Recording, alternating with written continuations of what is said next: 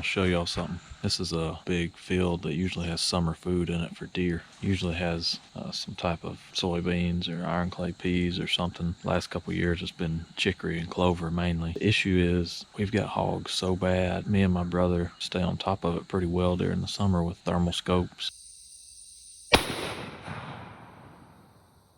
and killing them every chance you get, to trapping them, everything you can think of to control them. But even with all of our efforts staying on top of it, we couldn't keep the hogs out of this field, and they absolutely destroy it.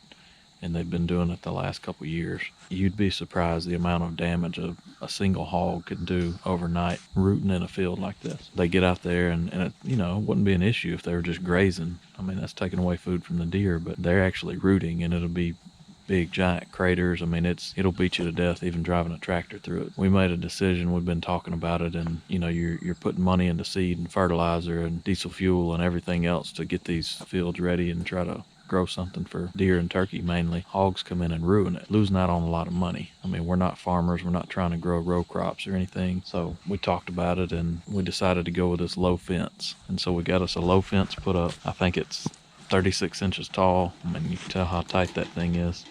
It goes all the way around this field, and it should keep hogs out. They work pretty well. We got a few gates around the outside so we can get equipment in and out. As much as you don't want to have a fence around one of your fields, it's worth it in the long run. This fence is probably going to last us at least 30 years.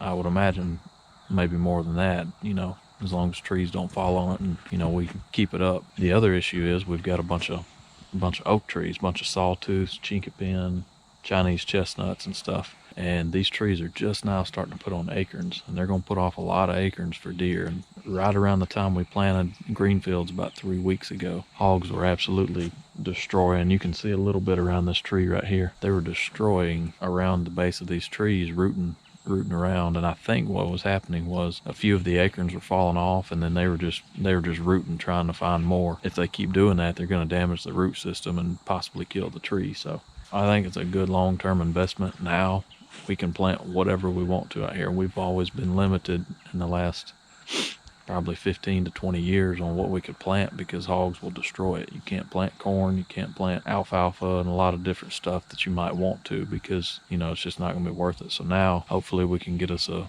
good stand of alfalfa or something else out here for summer food for deer. As far as deer and turkey getting in here, deer can hop that with no problem, and they've already been doing it. I know we were getting pictures within a week inside the fence, so they learned pretty quickly. They can hop over it.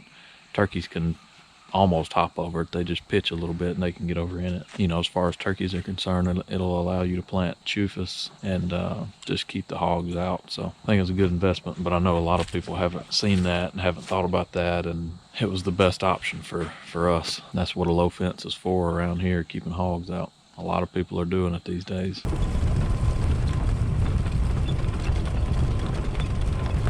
I wanted to show y'all this real quick too. When we were planting, the fence was about to go up. All of that out there in the middle was absolutely destroyed. To get it kind of a fresh start, I wanted to kind of break it up, so I ran the disc over it, and that smoothed it a little bit. And then after we ran the disc over it, we ran the cultipacker back over it, and that got a lot of the big craters and stuff out, but not all of them. This right here, you can see out here was not planted. That's just volunteer stuff. This over here, you see the difference. You ought to see a line right down through there. But this stuff over here was planted, and that was a blend from Wildlife Management Solutions in Utah. It did pretty well. We hit it just right before the rain, got it covered about a day before a good rain. Had a couple on it since. The deer laid off of it probably for a few days or a week at least, and it had time to jump on up. So it's looking good right here. All that out there is just kind of volunteer stuff. So later we'll get a soil test and we'll get something going out there for good summer food.